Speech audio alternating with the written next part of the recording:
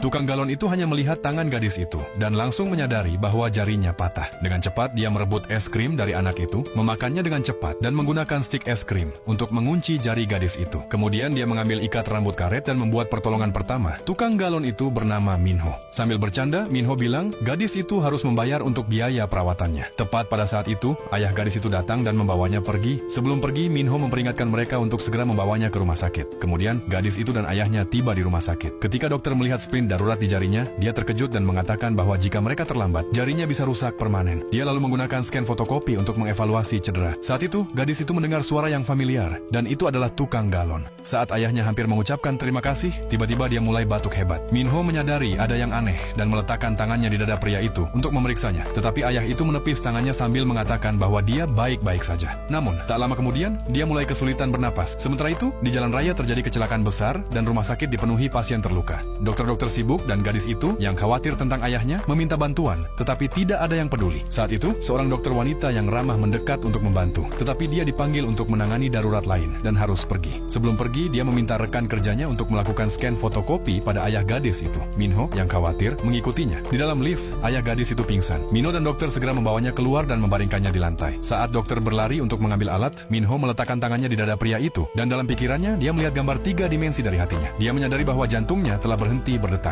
Dokter hampir saja memasang selang pernapasan dan menghubungkannya ke ventilator. Tetapi Minho bersikeras agar dia memeriksa jantungnya terlebih dahulu. Dokter mengabaikannya. Jadi, Minho mencabut ventilator dengan paksa dan mendesak agar dia memeriksa jantungnya. Dengan enggan, dokter melakukan pemeriksaan dan mengonfirmasi bahwa jantungnya telah berhenti berdetak. Minho segera meminta defibrilator. Setelah beberapa saat, lama, jantung ayah gadis itu mulai berdetak lagi, tetapi sekarang dia membutuhkan operasi darurat. Segala sesuatunya sudah siap untuk operasi. Namun, karena kecelakaan, tidak ada dokter bedah yang tersedia. Perawat ruang operasi memperingatkan bahwa jika tidak segera dioperasi, ayah gadis itu tidak akan selamat. Mata gadis itu dipenuhi air mata pulsa. Dia tahu hanya Minho yang bisa menyelamatkan ayahnya.